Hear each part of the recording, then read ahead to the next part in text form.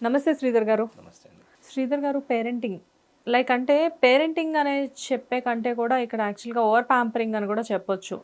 Suppose ఇప్పుడు only kids ఉన్నారనుకోండి. పేరెంట్స్‌కి ఇప్పుడు ఈ జనరేషన్ పేరెంట్స్ ఎలా ఆలోచిస్తున్నారు అంటే ఒక్కళ్ళున్నా, ఇద్దరున్నా గానీ పిల్లలకి ది బెస్ట్ ఇవ్వాలని చెప్పేసి ఆలోచిస్తున్నారు. ఎందుకంటే బేసిక్‌గా మనందరివి మిడిల్ క్లాస్ బ్యాక్‌గ్రౌండ్సే. కాకపోతే ఏంటంటే మనం చేసిన స్ట్రగుల్స్ ఏవి పిల్లల వరకు వెళ్ళకూడదు అని ఆలోచించే పేరెంట్స్ ఎంతోమంది. బేసిక్‌గా ఏంటంటే పిల్లలు దాన్నెలా తీసుకుంటున్నారు అంటే ఈ ఓవర్ కేరింగ్‌ని, ఓవర్ పాంపరింగ్‌ని కొంచెం లీనియన్స్‌గా కూడా తీసుకునే పిల్లలుంటున్నారు. కొంతమందేంటంటే మమ్మీ, డ్యాడీ చూసుకుంటున్నారు కదా అని ఉండే పిల్లలు, స్టడీస్ మీద కాన్సంట్రేట్ చేసే పిల్లలు ఉంటున్నారు. కొంతమందేంటంటే దేనికి పనికి రాకుండా పోతున్నారు. యాహ్! సో, జనరల్‌గా అసలు ఒక పేరెంటింగ్ అనేది పిల్లల విషయంలో పేరెంట్స్ ఎలా ఉండాలి? పిల్లలు అసలు ఎలా డిసిప్లైన్‌గా ఎలా ఉండాలి అనే దాని గురించి మీరు మాట్లాడుదురు గానీ. అన్నీ ప్రొవైడ్ చేయటం అనేది, అన్ని సదుపాయాలు ప్రొవైడ్ చేయటం అనేది ఓకే. గుడ్ పేరెంటింగ్ అని చెప్పేసనే ఇక మేము అన్ని రకాలుగా ప్రొవైడ్ చేసాం కాబట్టి మంచి పేరెంట్స్, మమ్మల్ని మించిన పేరెంట్స్ లేదనేది భ్రమ మాత్రమే. సో, ఓహ్! ఆ స్థితిలో చాలామంది ప్యాంపర్ చేస్తూ ఉంటారు. హ్మ్. వాస్తవంగా చిన్న ఎగ్జాంపుల్ చెబుతాను. హ్మ్. మార్వాడీస్ మీరు గమనిస్తే హ్మ్.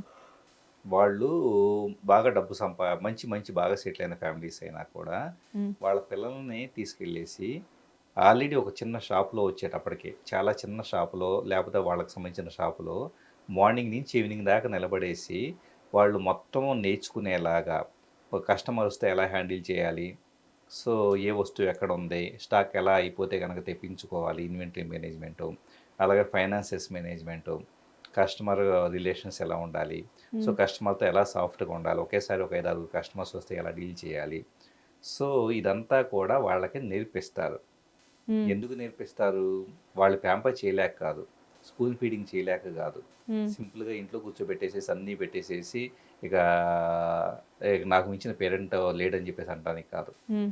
యాక్చువల్లీ మీరు పక్షుల్ని తీసుకోండి. హ్మ్. పక్షులు అవి చిన్న పక్షులుగా ఉన్నప్పుడు హ్మ్. వాటి తల్లి వచ్చేటప్పటికి వాటిని ఎగిరేలాగా చేసిద్ది. ఆటోమేటిక్‌గా ఎగిరేలా చేస్తుంది. అవును. ఎందుకు ఎగిరేలా చేస్తుందంటే వాటి వింగ్స్ అనేది స్ట్రెంథెన్ కావటం కోసం. హ్మ్. ఆ వింగ్స్ స్ట్రెంథెన్ అయినప్పుడు మాత్రమే ఆటోమేటిక్‌గా తర్వాత సుడిగాలి వచ్చినా కూడా హ్మ్. భవిష్యత్తులో అవి కొద్దిగా పెద్దగయిన తర్వాత సుడిగాలి వచ్చినా కూడా తట్టుకొని అవి నిలబడగలుగుతాయి. అవి ప్రాణాన్ని కాపాడుకోగలుగుతాయి.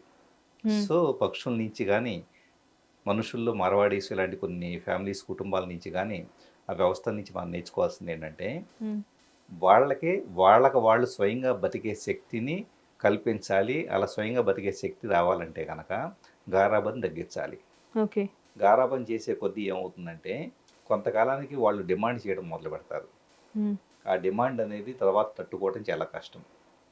చిన్నప్పుడు ఒక చిన్న కారు బొమ్మ కొనిపెట్టిన తర్వాత ఫైనల్‌గా వచ్చేటప్పటికి ఒక ఆడి కారు అడిగారనుకోండి. హ్మ్. కొనిపెట్టలేని పరిస్థితుల్లో పేరెంట్స్ ఏం చేయగలుగుతారు? ఏం చేయగలుగుతారు? ఆటోమేటిక్‌గా అక్కడ పిల్లలకి, పేరెంట్స్‌కి మధ్యలో ఒక చిన్న సైజ్ యుద్ధం జరుగుతది యుద్ధం గదా! జరుగుతూ ఉంటుంది. అట్ ద సేమ్ టైమ్ ఏమవుతుంది? హ్మ్. వీళ్ళని పెళ్లి చేసుకున్న వాళ్ళు ఎవరు ఉంటారో పాపం వాళ్ళు ఇక సఫర్ నరకం, అవ్వాలి. మామూలు నరకం కాదది. హ్మ్. సో, పెళ్లి చేసుకునే వాళ్ళ జీవితాన్ని నాశనం చేస్తున్నాము. వీళ్ళ జీవితాన్ని నాశనం చేస్తున్నాం. వీళ్ళెప్పుడు కూడా ప్రశాంతంగా ఉండలేరు. హ్మ్. ఇవన్నీ వాళ్ళకి నచ్చినవన్నీ సమకూర్చుకుంటే మాత్రమే నాకు సంతోషం అనే పద్ధతిలో వీళ్ళ యాటిట్యూడ్ ఉంటుంది. హ్మ్. సో, దాంతో పాటు వీళ్ళ నైజంలో వచ్చే ప్యాంపరింగ్‌లో వచ్చే ఇదేంటంటే, ప్రతి ఒక్కళ్ళు వీళ్ళ కోసం అటెన్షన్ పే చేస్తేనే వీళ్ళు సంతృప్తిగా ఉంటారు. హ్మ్. ఎందుకంటే తల్లిదండ్రులు నేర్పించారు కదా! So, yes. నిన్ను మించినాడు లేడు, నువ్వు మా బంగారం అది ఇది అని చెప్పేసి రకరకాలుగా చేశారు కాబట్టి, హ్మ్. భవిష్యత్తులో అందరూ కూడా వీళ్ళు బాధపడుతుంటే అందరొచ్చి ఓదార్చాలి. హ్మ్. వీళ్ళు సంతోషంగా ఉంటే గనక వీళ్ళతో పాటు అందరూ ఉండి ఆ సంతోషాన్ని ఎంజాయ్ చేయాలి. అంటే వీళ్ళ మూడ్స్‌కి తగ్గట్లు మిగతా వాళ్ళు ఉంటేనే వీళ్ళకి సంతృప్తి. లేకపోతే గనక ఆటోమేటిక్‌గా మనిషి డిప్రెషన్‌లోకెళ్ళిపోతారు. హ్మ్. సో, ప్యాంపరింగ్ వల్ల మానసికంగా ఇబ్బందులు ఏర్పడతాయి. సామాజికంగా ఇబ్బందులు ఏర్పడుతూ ఉంటాయి.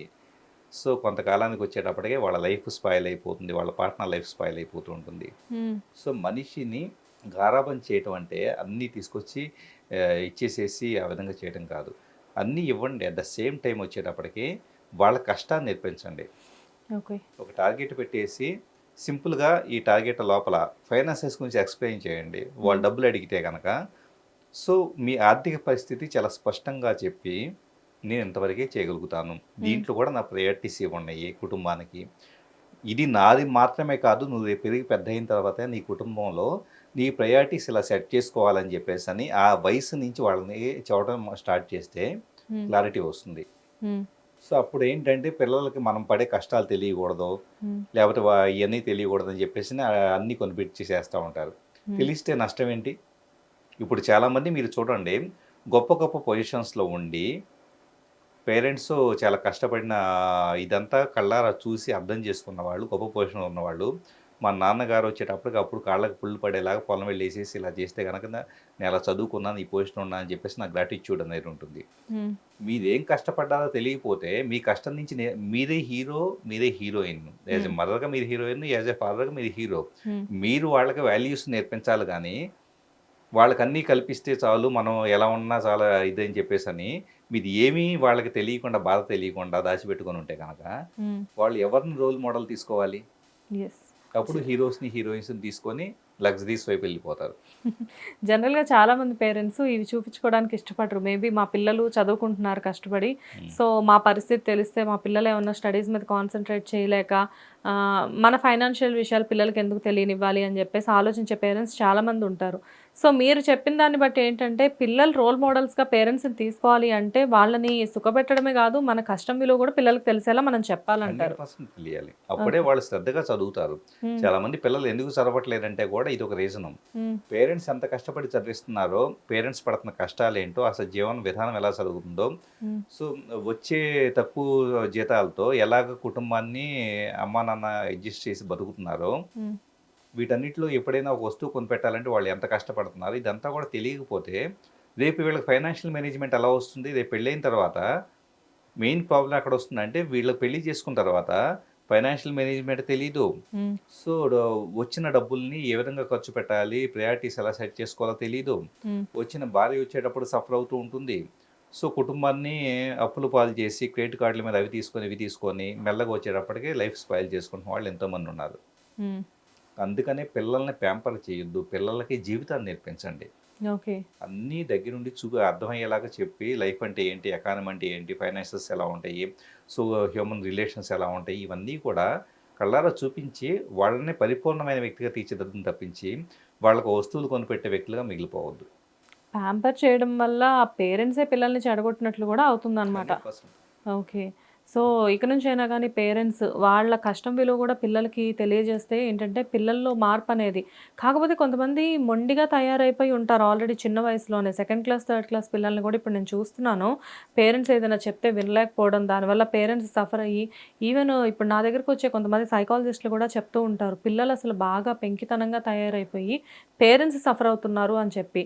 కానీ పేరెంట్స్ వాళ్ళ గురించి మొత్తం అంతా చెప్పడం వల్ల గూడా పిల్లలు సైకాలజిస్ట్ వరకు వెళ్ళకుండా చేంజ్ అయ్యే ఛాన్సెస్ ఉంటాయా సార్? అంటే ఒకటి పీర్ ఫ్యాక్టర్ అనేది ఒకటుంటుంది. స్కూలుకెళ్ళిన తర్వాత, కాలేజీకెళ్ళిన తర్వాత మిగతా పిల్లలు వాళ్ళంతా కొనుక్కోంగాలనేంది, ఏంటి నువ్వు నాకు కొనిపెట్టవు నాన్న అని చెప్పేసని ఇలా డిమాండ్ చేసి ఇయి ఉంటాయి. యెస్. యెస్. అయినా కూడా దాన్ని కూడా నేర్పించాలి. దాన్ని కూడా అర్థమయ్యేలా చెప్పగలగాలి. హ్మ్. సో, అప్పుడేమవుతుంది, ఇక్కడ స్కూల్ అయిపోయింది. రేపు కాలేజీకెళ్ళిన తర్వాత, రేపు వచ్చేటప్పటికి లైఫ్‌లో సెటిల్ అయిన తర్వాతైనా పక్కన వాళ్ళని చూసి మనం కాల్చుకోకూడదు. సింపుల్‌గా మనకున్న దాంతో మనం అడ్జస్ట్ అవ్వాలనేది హ్మ్. ఈ రోజు నుంచి మీరు నేర్పించినట్లవుతుంది. హ్మ్. గాని వాళ్ళేదో పెంకిగా తయారయ్యారని చెప్పేసని, వాళ్ళ స్కూల్‌లో మిగతా పిల్లలతో పాటు వీళ్ళు ఉండలేకపోతున్నారు, వీళ్ళ పరువు పోతుందని చెప్పేసని, హ్మ్. సింపుల్‌గా వాళ్ళు అడిగిందంతా కొనిపెట్టుకుంటా, ఇలాగే గారాబం చేసుకుంటా వెళ్ళిపోతే గనక, హ్మ్.